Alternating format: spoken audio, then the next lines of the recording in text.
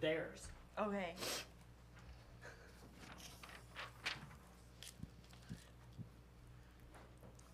Please welcome tonight's advancing team, Purdue, represented by Dave Shondell, and student athletes Eva Hudson, Taylor Anderson, and Kenna Wallard.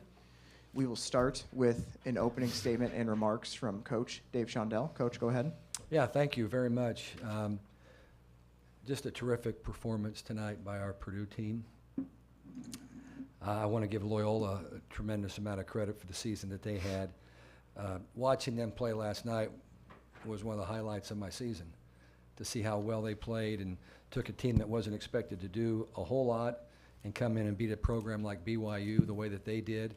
I think it sent a message to a lot of teams, including ours, on how you have to play at tournament time. And so, great job by them, and first time that they've advanced in the NCAA tournament, so that's a great year for the Ramblers. For our team, I thought it was just a complete team effort tonight. A good effort from all aspects of it, from serving to passing. Our passing numbers were as good as they've been all season. They continue to climb, and that's just a mentality that our team has developed here late in the season, that they're passing the ball great, which, as I like to refer to, makes the world go round, because it really does. If we're putting the ball to Taylor, then there's good things that are going to happen. But anyway, just a great win. We're excited about moving on. We don't know where we're going to go yet or when we're going to play, but the good news is we're going to the regional round again, and we're healthy, we're fired up, and we're ready to move on. Questions? Eva, just what's a play of yours? Obviously, there's so many, but one that stuck out was when you ran into the bench for a dig. And then you combine that with Allie's kick save. It just seemed like you guys were kind of everywhere tonight, almost playing like underdogs. Do you think that suits you? Yeah, I think us watching Loyola against BYU, we knew we had to come out with fire and with a lot of grit. And during the tournament, that's all you could do. And I just thought we came out as a unit, and I'm really proud of these girls. Kenna, you came out just on fire. What did that feel like to be able to make such an impact when you're just checking in as a sub? Yeah, no, I made it my goal tonight to do that. I know that I had to go out there and do my job, and a big part of that was playing good defense, putting up a good block, and also being strong offensively. And so I made that my goal, and I think, when I can do that, it helps the team out a lot. Taylor, you had a couple aces on the serve. How much better does that place you guys in a better position when you guys can serve and get serve aces, and just how does that elevate you guys? It's so great. It's almost like free points. Like, we went on so many service runs, like with all of our short serves, and like we've been really working on all of our serves in practice. So it's good to see it like pay off. Taylor, Dave mentioned the defense and the passing tonight. As a team in the second round of the NCAA tournament, you hit over 400, which is incredible. Was this maybe the best defensive performance of the year, or one of the best as far as passing? Maybe, I don't know. I just think like with like our passers and our defense, it makes it so much easier to do my job and have all the options available. So maybe it stands out, but I guess it's a good thing if I can't remember if it stands out, because that means they're always doing a good job. Kenna, I'm guessing throughout club and high school, you were a focal point every time you stepped on the court. Now with Eva, with Chloe, that's not the case. How much did that open shots for you? It helps so much. We talk about it, especially like in rotation one, for example, when Eva's in there running a two. Michael's always talking about how it's going to be open on the four ball, and they're always focused. They're always going to be releasing towards our outside, so it definitely helps and opens me up quite a bit. Eva, you said last night you like pressure, or you love pressure. I don't think you want to be down 5-0 in the second set, but it seemed like the team really, when Taylor went to the service line there, kind of thrived in that moment. What is it about kind of just maybe backs against the wall you were able to dig out of those situations? Well, I just think as the season goes on and as this tournament goes on, we just continue to build confidence and continuously show that we can come back from those situations. So we knew that we got this, and that if we all did our jobs, we'd come back, and we did. Coach, and I guess any of you players as well, what's it like with such a short turnaround between games? I know you guys have had long tournament weekends before, but in such a high-quality tournament like the NCAA tournament, What's that like? It's definitely a test. I know my body's wearing down, but everybody's is, and that's just part of the tournament. And I'm just glad that we came out as we did. Yeah. Any other questions for the student athletes? Okay, thank you. Good job, girls. Perfect. Thank you.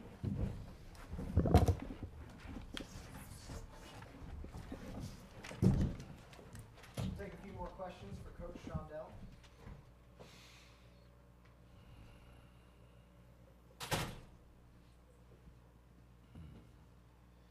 Dave, I kind of asked Kenna this, but obviously she's a tremendous talent that probably gets, when they look at the depth on your roster, gets hidden behind some other hitters. The way she came out tonight, I think, is that kind of what you expect that she's capable of doing every single night? It's just, she doesn't have to be that force every single night? Talking about Kenna? Yes. Yeah. Kenna's one of the very best athletes on this team. I mean, she's fast. She jumps well. She's got an electric arm. But when you're not in the lineup all the time, it's harder than if you're going to be in it all every time you step on the floor. And it's just a process that she's going through, and it's great to see her respond the way that she did in this tournament. I mean, she was really good last night. She was really good tonight. She's a great blocker, which is one of the biggest reasons we played her in that spot tonight. Is that she's got great tempo, great timing. She's physical. She believes in herself, and then she's also capable of scoring. Like she mentioned, she's always normally going to be one-on-one in that position, and she gets on the ball so quick that if she picks the right shot, she's got a good chance to score. But just a phenomenal human being. Just so happy we have her. What did get into the passing tonight? I mean, there were plays that a lot of people give up on that your team didn't and kept plays alive, and they turned into points. Well, you've got the passing, which is when you're receiving the serve, and then you've got defense when you're, fielding hard hit balls by the attackers. And I thought we were excellent in both areas. There were some spectacular plays made by both teams, but certainly the play where I'm not even sure how we got it back over the net. Horning either kicked it or fisted it. I couldn't tell what happened, but there were some great plays. But we've worked so hard on our serve receive game this season, and when we lost 3 out of 4 matches in succession to Kansas, Creighton, and then Penn State, we knew we had some problems. And it was great that we were hit in the face with it at that point in time, because it allowed us then to get the attention of our players, because they're great competitors and they don't like getting beat. So we were able to convince them if we can turn this into a positive and take our passing, which our good pass percentage was in the low 40s to where now it's in the low 50s. That's a huge jump over the course of time for our team. And tonight we're at a 65% good pass percentage. So it was a combination, I thought, of the serving, taking them out of their game. That's all part of defense. And you can serve, deep or short, and the short serve really disrupted what they wanted to do. And then your block gets into the game the way that they did. 13 blocks in 3 sets, okay? And then I just thought, defensively we were great. But the number that jumps out to me, Sam, is that in 2 nights, Eva Hudson had 42 kills in 6 sets. My math tells me that's 7 a set in the national championship NCAA tournament. That's pretty good. And she had 3 errors, 42 kills in 3 errors. That's just an incredible performance. You get 2 pretty contested sets, and then I think Ryan goes to the service line in the 3rd set, and you just go on a run, and you kind of stepped on their throat. Does that kind of feel like you don't want to give them any hope that they're still in this match to put away a team in the 3rd set? That's always the hope. Yeah, you always want to do it that way. But they're such a tough team, as they showed, throughout the season. They had won 39 out of 41 sets coming into this match. They'd won 39 out of 41 sets. Yeah, they're not playing the Big Ten, but they swept Dayton, okay, who won last night in the NCAA tournament. And then last night they swept BYU, who's, a 5 seed in this tournament. So there was nothing about it that was going to be easy. But I did tell them, if we don't block balls tonight, we will get beat.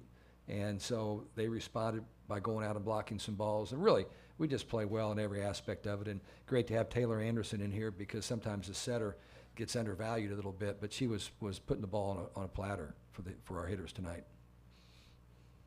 Go back to that last set. I mean, Was it good, or did it give you guys anything to be able to finally have that dominant set? You guys have had so many contested ones. What did that do for you guys? I think the contested sets prepare you better than sets like that, to be honest with you. I mean, and we've been through, as you know, we've been through a bunch of them. And I think that just makes you tougher, prepares you for moments like this. And then when you get one, you feel very relieved and very fortunate that you have one go the way that it did. But I think they ran out of gas a little bit emotionally, and they had not seen I haven't watched them receive a short serve all season. I watched like the last 6 matches, and nobody had served them a short ball. And I thought we could probably take them out of some of the things they wanted to do and eliminate one of their hitters, so we could then focus our block on the other 1 or 2. And it just worked out that's with the good serving that it helped out. They had 2 players, and I'm not going to try and say their names, but it was the middle blocker and the right hitter. I mean, they looked like maybe some Big Ten players, and they were really trying to go to her. Was it just a matter of your best was better than their best, or how did you guys kind of contain them? Well, I think a little bit was I think we have more proven commodities. We're a Big Ten conference school, and you're going to recruit. You're likely to recruit better volleyball athletes in the Big Ten than you might in the Atlantic 10. That's just the facts of life. Doesn't matter if it's volleyball, or basketball, or football. That's just the way that it is, and it's going to get worse. Okay, by the way, and I think that we could narrow our focus on a couple of their better players. We wanted to make sure 13 didn't beat us. That was one of the things I had on the board. Let's not let 13 beat us. And I didn't think she would, but you got to send a message sometimes. And the players needed to know that we weren't going to let her beat us. And she was still fine. I'm not 6 for 13 with 3 errors, 2-11. The left-hander hurt us quite a bit. The senior on the right side was hitting that cross-court shot, but we were giving a little bit of that up to make sure we weren't getting hurt in some other areas. And we felt like that was the plan. And sometimes the plan works and sometimes it doesn't. A couple more for Dave, please. Yeah. You guys are going to now maybe face some more hostile environments, whereas this was obviously the opposite of that. Right. You've had some good road performances. How do you replicate that in just the scaled up tournament? Yeah, things you can't control, you can't really worry about. All right, and we can't control where we're going from here. Most likely, it will be Louisville. I mean, I assume that they'll win their sub-regional, and they have the right to host. And the good news for me is that that's less than 3 hours away from West Lafayette. And I think we're building a really good fan base.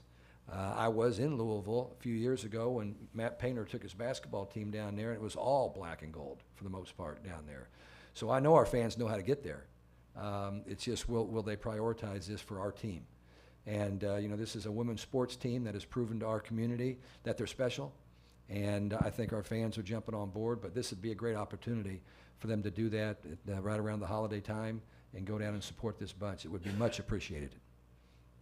Coach, what was behind the decision to start Kenna Waller over Lizzie Carts-Nye? Well, we've been bouncing back and forth. That's a good question because it's a hard decision because they're both playing really, really well. The one thing that Kenna normally provides is this defensive ability. She's a little more mobile, a little quicker, and some of the off-speed, junkie type plays that sometimes a 6'6" player may not be able to, field. Kenna does a pretty good job with that. And, Kenna played that position most of the season. And then she kind of went into a little bit of a tough period where she wasn't getting as much done. And then Lizzie Carr came in and was really, really good. And she gets the opponent's attention because she's so big. And, she was blocking well and on certain nights was hitting the ball really well too. But I just felt like in this matchup with this team, they weren't huge. This wasn't a huge Loyola team. I thought that it would be a good matchup to have Kenna to give us what she gives us. If we go play, Louisville or Stanford or somebody else, it could be just the opposite. Yeah. Thank you. Okay, thank you, everybody. Thanks. Congratulations, Coach. Appreciate it. Thank you.